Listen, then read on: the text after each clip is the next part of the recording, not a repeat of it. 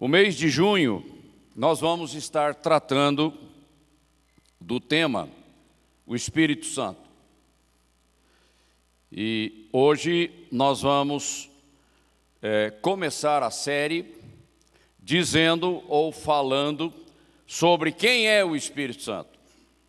Eu vou me prender só no quem, ok?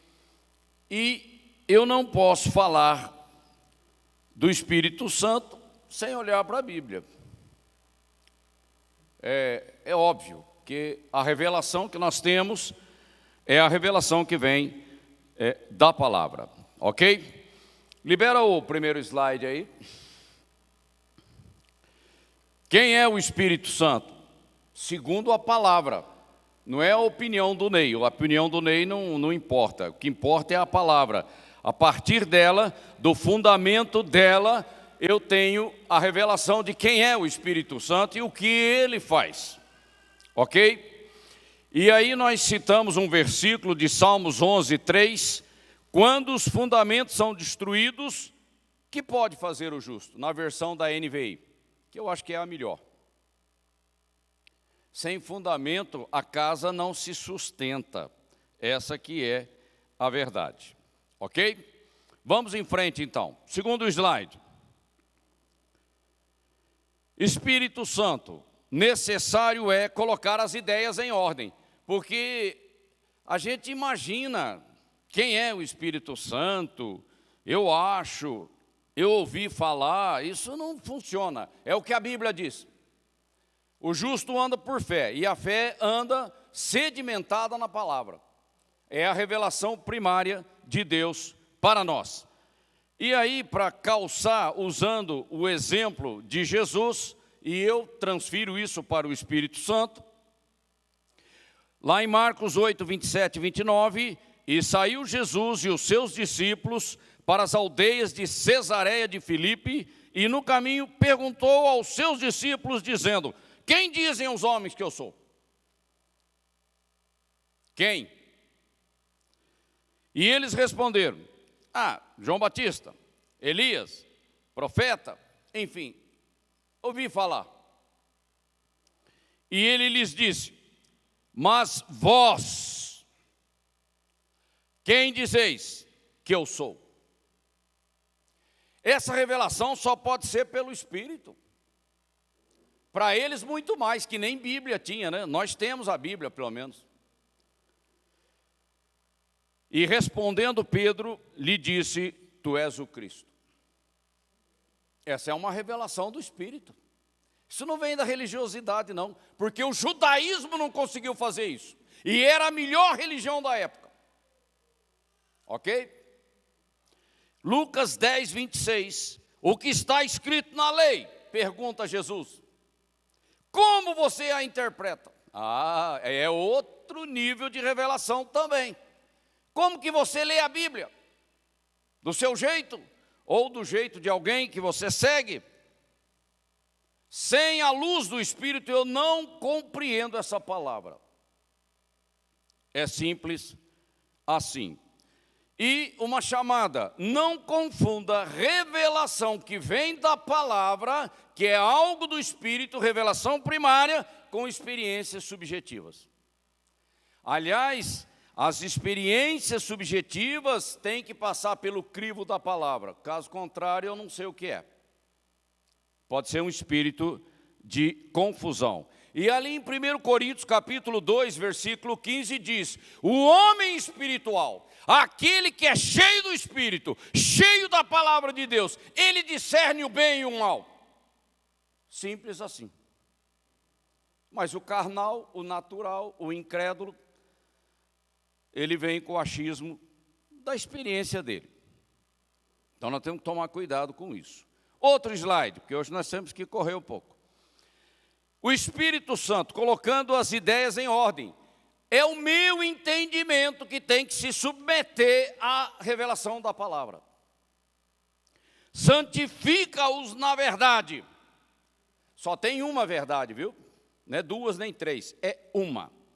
A tua palavra, Deus, é a verdade. Então, se você quer conhecer a verdade, você tem que conhecer esse livro aqui. e sem o Espírito Santo vai ficar só no intelecto. Isso não funciona, tá bom? O Espírito Santo é a terceira pessoa da Trindade, ele é Deus. Ele é coigual com Deus Pai e Deus Filho. Eu não vou, tá aí os versículos, quem se interessar pode estar consultando. Ele é uma pessoa distinta, é uma trindade, são três pessoas numa só unidade, que possui os atributos da divindade e desempenha papéis específicos dentro da trindade e na edificação de uma Assembleia Universal dos Santos, que é muito maior do que a igreja, que é uma dispensação global. O Espírito Santo opera desde o início e até o fim. Ok? A gente tem que começar a linkar essas coisas. Compreender quem é o Espírito Santo e sua obra, ok? É fundamental para uma compreensão correta da teologia cristã, do relacionamento do crente com Deus e do cumprimento da grande comissão em nosso tempo. Só para citar três. Tem muito mais. A Bíblia afirma a personalidade, porque é uma pessoa do Espírito Santo, através de vários atributos e ações, que só podem ser atribuídos a uma pessoa. O Espírito Santo tem intelecto, emoções e vontade, que é a característica que forma uma personalidade. Ele tem intelecto, habilidade para pensar, ele tem sensibilidade, não é? Você pode entristecer o Espírito Santo. E ele tem volição, que é vontade. É a habilidade de escolher a distribuição dos dons na igreja segundo o Espírito quer. É a vontade dele que está em unidade com a vontade da Trindade. Jesus usou o pronome masculino, porque tem um grupo que olha para o Espírito Santo como se fosse a parte feminina de Deus. Isso aí é uma bobagem. Jesus se referiu ao Espírito Santo como masculino. Ele usou pronome masculino. Ok? Então essa tese aí é uma tese meio esquisita. Vem de insights humanos. Tá bom? Outro slide. Expressões por meio de suas ações, porque eu também consigo entender quem é o Espírito Santo. Ele ensina, ele está dentro do ensino.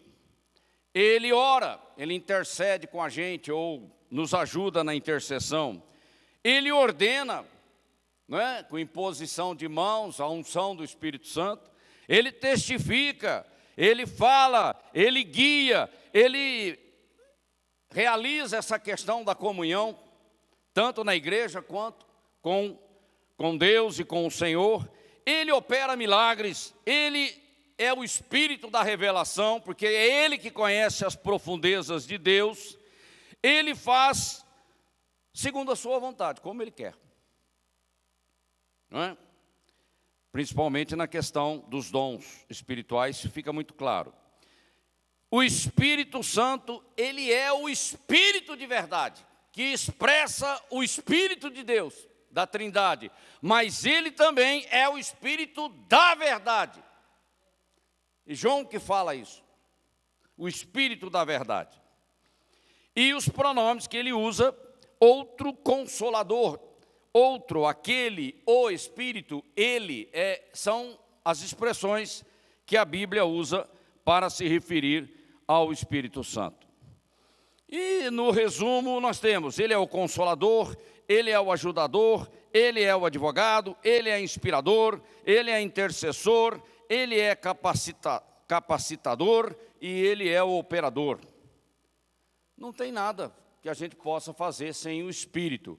E a primeira música que nós cantamos, não por força nem por vontade, mas sim pelo meu Espírito. E o Pai procura por adoradores que o adorem em espírito e em verdade. Então, a dispensação da igreja é uma dispensação que está sob a responsabilidade do Espírito Santo. Não que ele não operasse em outras dispensações, mas a nossa, ela é explícita, não é? Na plenitude do Espírito. Outro slide. A divindade do Espírito Santo.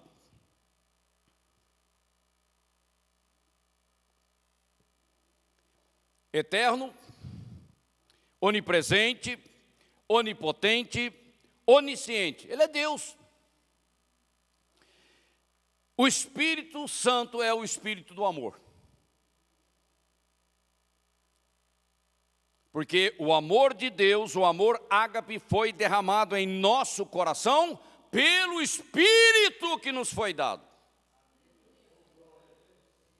Ok?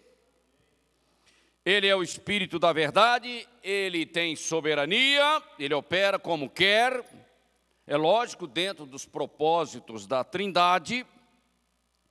Em seu próprio nome, nós notamos a santidade divina. O poder criativo do Espírito Santo esteve presente desde a criação de todas as coisas. Porque quem era o Verbo? O Verbo era Cristo, na sua pré-existência, não é? O Verbo é aquele que fala, mas quem opera? O Espírito. E como é que é com a igreja?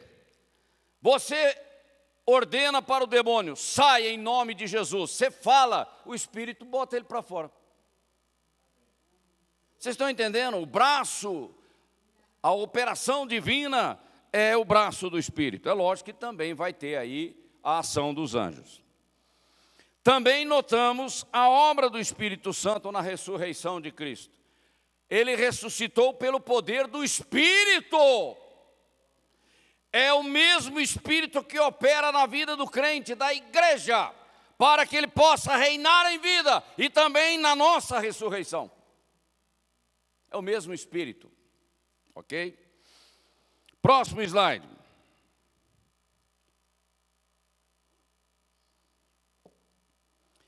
Continuando, a sua divindade e ação. Igualdade com Deus Pai e Deus Filho. Na comissão apostólica, o Espírito Santo está presente. Na bênção apostólica, o nome dele é usado. E na edificação da igreja, que é a grande responsabilidade do Espírito Santo nessa presente era. Edificar uma igreja para Cristo, ok? Observamos em João a obra tríplice do Espírito Santo na vida do pecador, do ímpio, do incrédulo. Convencer do pecado. A morte espiritual é que derruba as pessoas. Quando você fala em depravação, não é segundo Calvino, mas é a morte espiritual. Você está separado de Deus.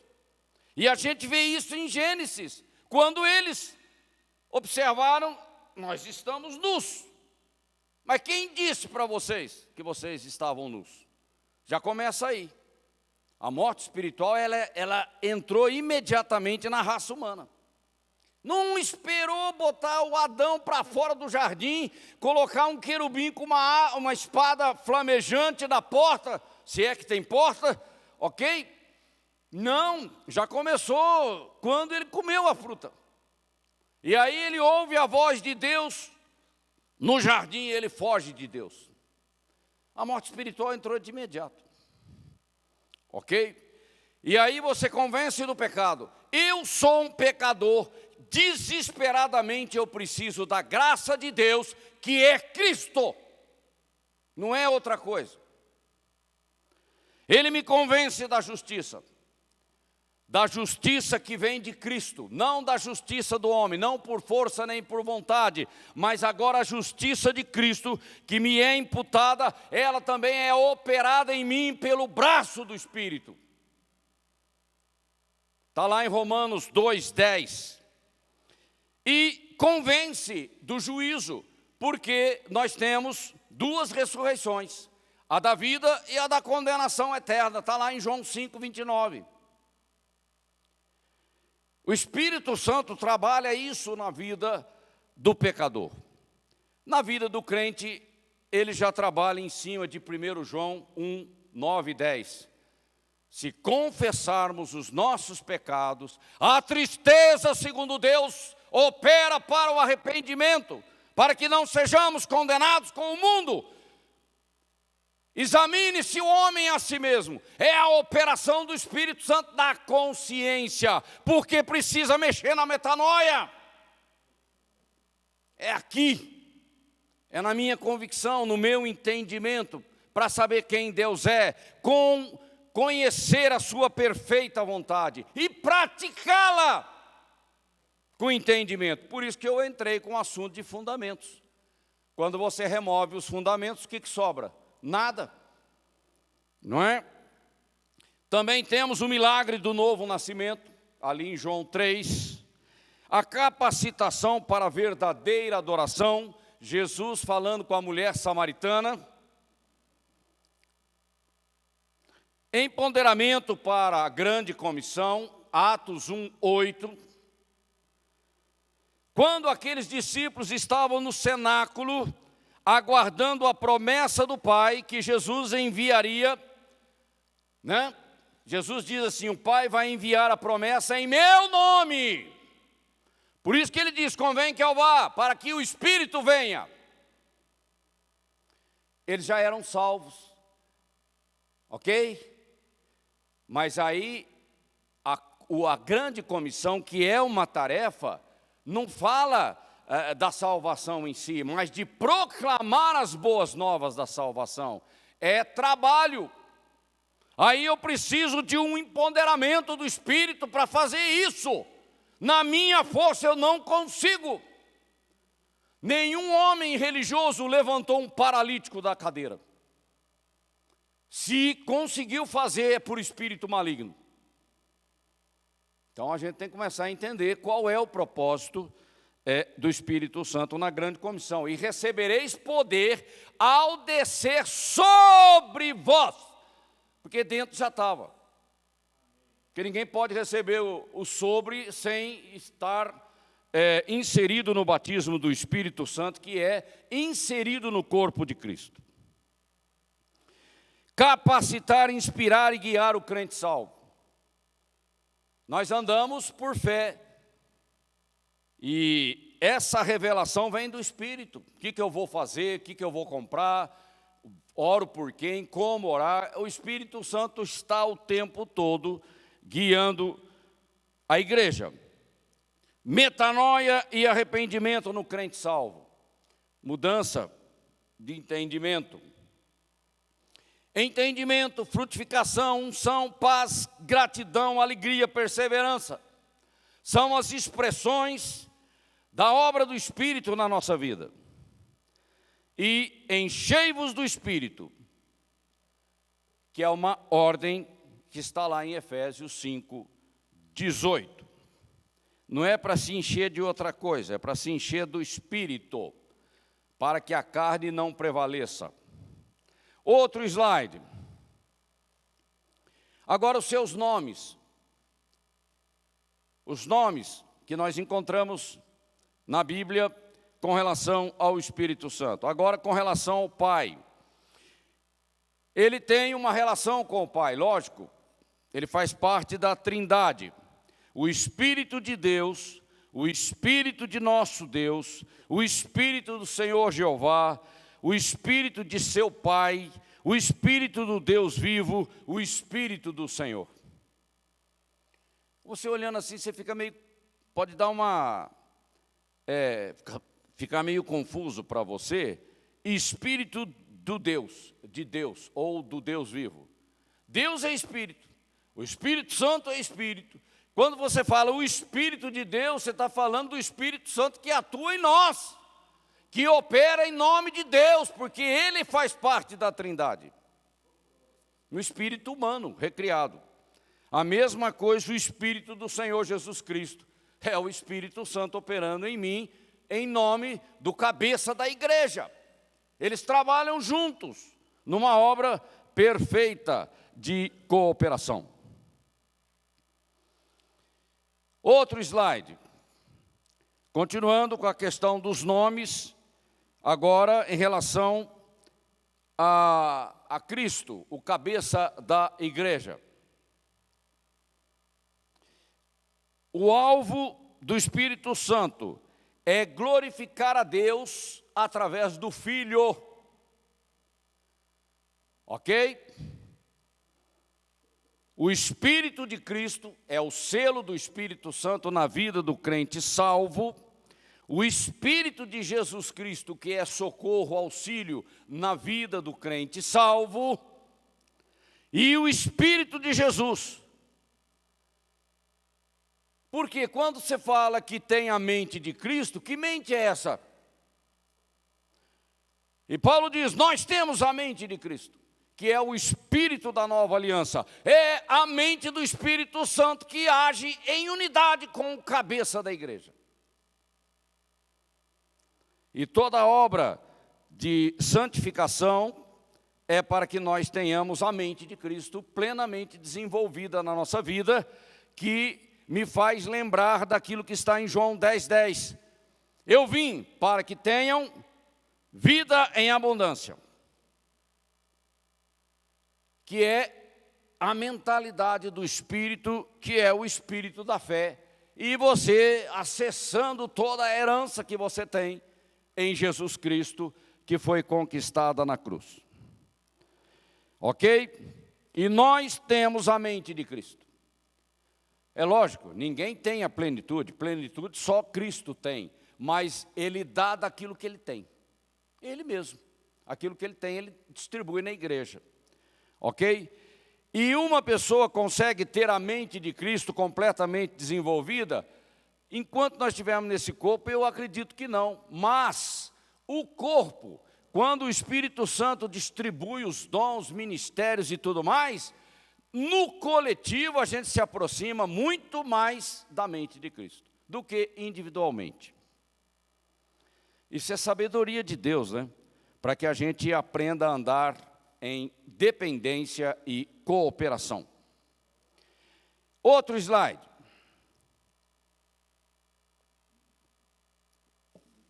Continuando a questão dos nomes, porque isso é importante para fixar a expressão, né, que isso significa para nós.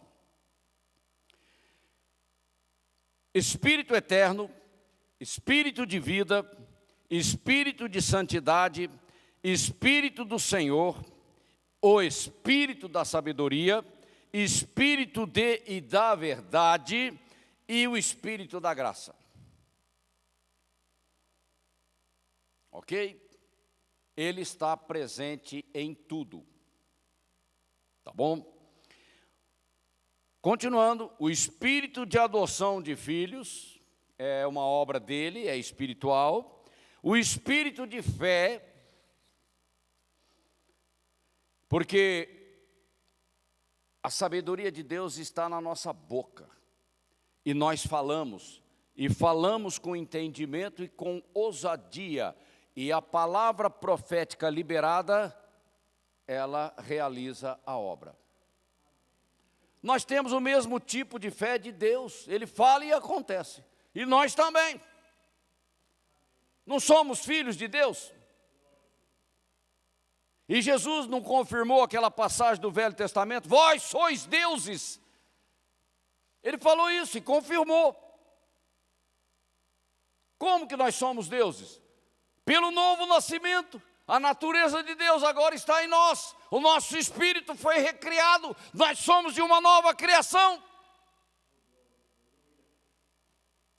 Ok? E Deus com D minúsculo, tá? Você não fala e acontece? É isso. O espírito de intercessão. Quando nós oramos, nós precisamos da ajuda do Espírito Santo, para que Ele nos dê a direção. Às vezes, Ele intercede, ou esse processo de intercessão com gemidos inexprimíveis, com oração em línguas e tudo mais. Eu oro mais em línguas do que em português. O tempo todo eu estou orando em línguas, ok? Sabe por quê, irmão? Tem um negócio interessante. Eu não quero criar nenhum dogma aqui. Cada um tem a sua própria experiência. Quando você abre a boca para falar em português, você tem que usar de autoridade. Caso contrário, você vai ficar no diagnóstico. Diagnóstico não produz milagre. É só diagnóstico. Ok?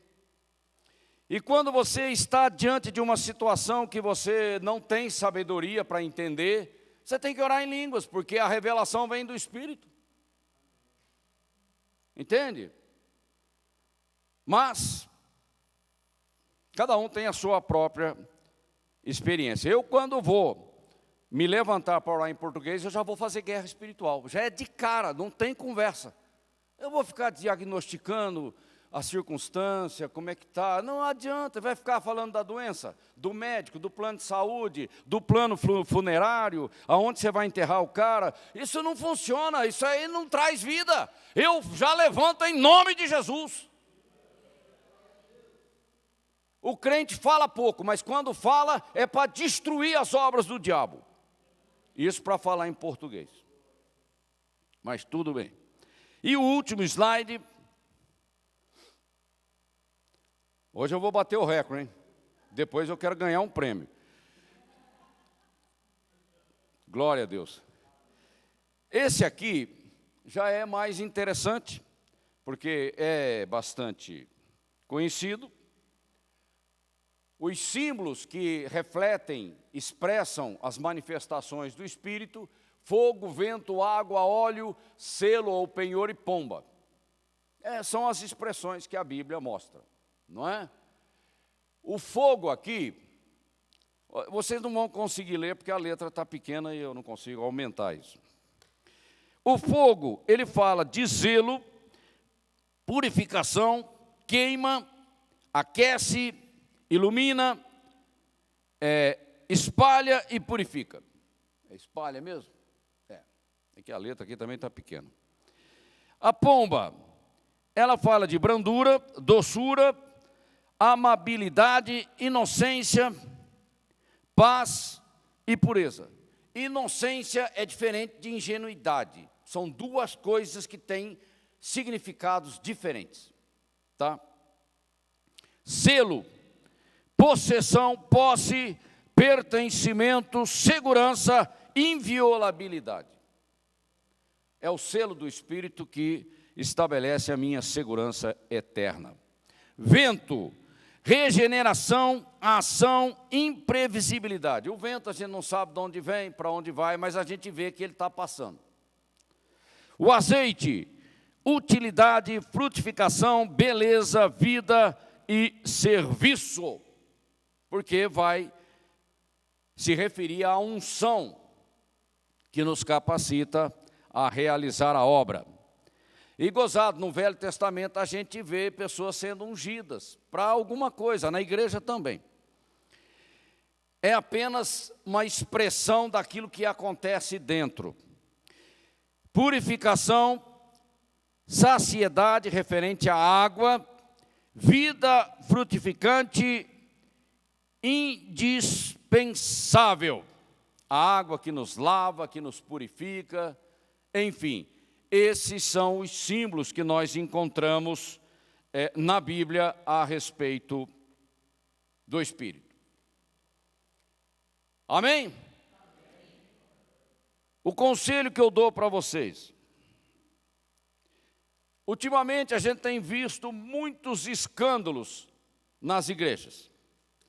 Cada vez que eu olho no YouTube, eu fico mais apavorado, porque eu falo: Senhor, o negócio está complicado, é ali, é lá, é aqui, lá, e cada hora você vai ouvindo coisas estranhas, feitas nas igrejas, que se dizem cristãs, fazendo em nome de Cristo, e são coisas do maligno. Caramba, então o negócio está confuso. Só que o crente, primariamente, ele anda por revelação primária, que é a revelação da palavra de Deus. Eu não posso desqualificar a obra do Espírito, porque senão eu vou me meter em confusão. E eu não vou conseguir cumprir a grande comissão. Vai ficar naquele chove e não molha do esforço religioso. Porque na hora de levantar um paralítico, sem a unção do Espírito, a coisa não acontece.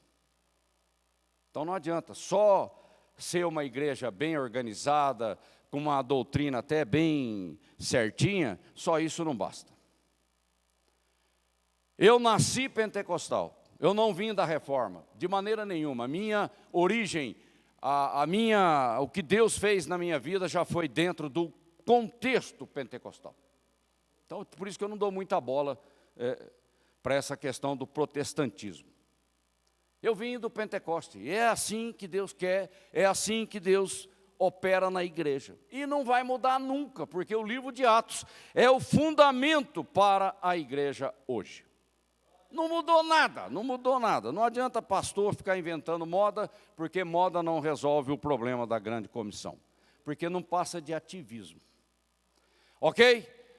Que Deus te abençoe, pense nessas coisas, medite nessas coisas e deixa Deus trabalhar na tua vida como Ele quer. Amém?